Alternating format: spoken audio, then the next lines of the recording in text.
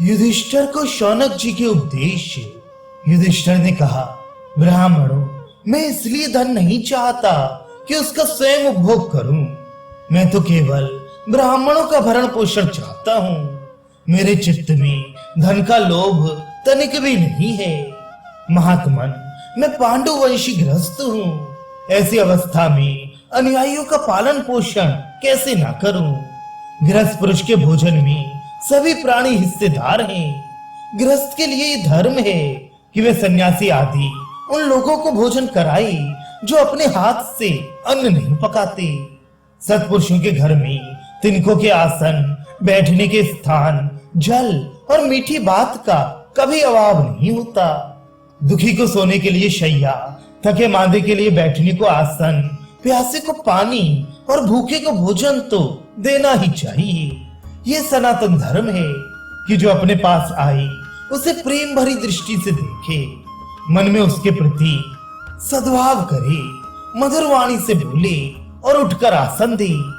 अतिथि को आता हुआ देखकर अगवानी और सत्कार तो करना ही चाहिए। जो गृहस्थ अग्निहोत्र, गौ जाति वाले अतिथि, भाई बंधु, स्त्री पुत्र और सेवकों का सत्कार नहीं करता, उसे वे जला डालते हैं। गृहस्थ देवता और पितरों के लिए भोजन बनाए, उन्हें अर्पण किए बिना अपने काम में नहीं लाना चाहिए। कुत्ते, चांडाल और पक्षियों के लिए भी निकाल दे। यह बलि वैश्य देव कर्म है। बलि वैश्य देव करके दूसरों को खिलाकर खाना ही अमृत भोजन है। अतिथि को प्रेम की दृष्टि से देखे, मन में उसका भला चाहिए, सत्य और मीठी वाणी बोले, हाथों से उसकी सेवा करे और जाने के समय उसके पीछे पीछे चले।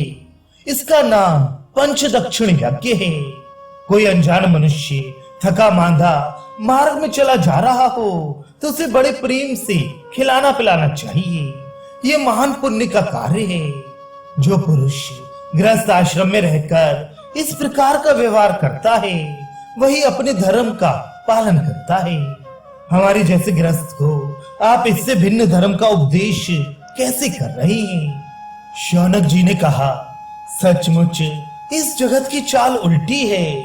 आप जैसे सत्पुरुष दूसरों को खिलाए बिना स्वयं खाने पीने में संकोच करते हैं और दुष्ट लोग अपना पेट भरने के लिए दूसरों का हक भी खा जाते हैं। इंद्रियां बड़ी बलवान हैं। मनुष्य उसके फंदे में फंसकर ऐसा मूड हो जाता है कि उसे मार्ग कुमार्ग का ज्ञान नहीं रहता। जिस समय इंद्रिय और विषयों का संयोग होता है उस समय पूर्वकालीन संस्कार मन के रूप में जागृत हो जाते हैं। मन जिस इंद्रिय के विषय के पास जाता है उसी को भोगने के लिए उत्सुकता हो जाती है और प्रयत्न भी होने लगता है।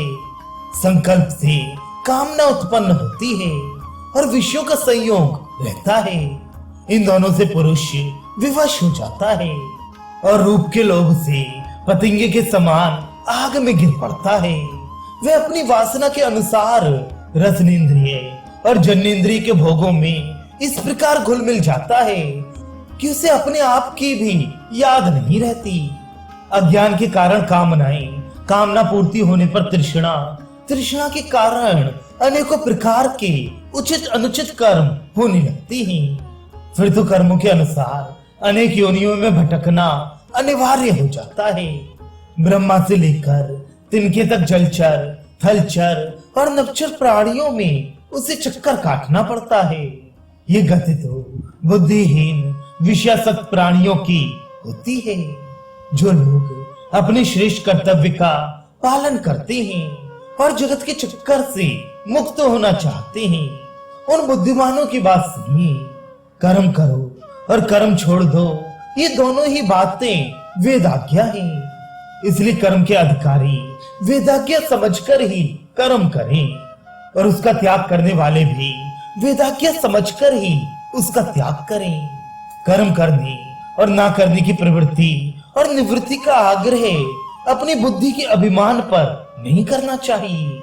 धर्म के 8 मार्ग हैं: यज्ञ, अध्ययन, दान, तपस्या, सत्य, क्षमा, इंद्रिय निग्रह और निर्लोभता।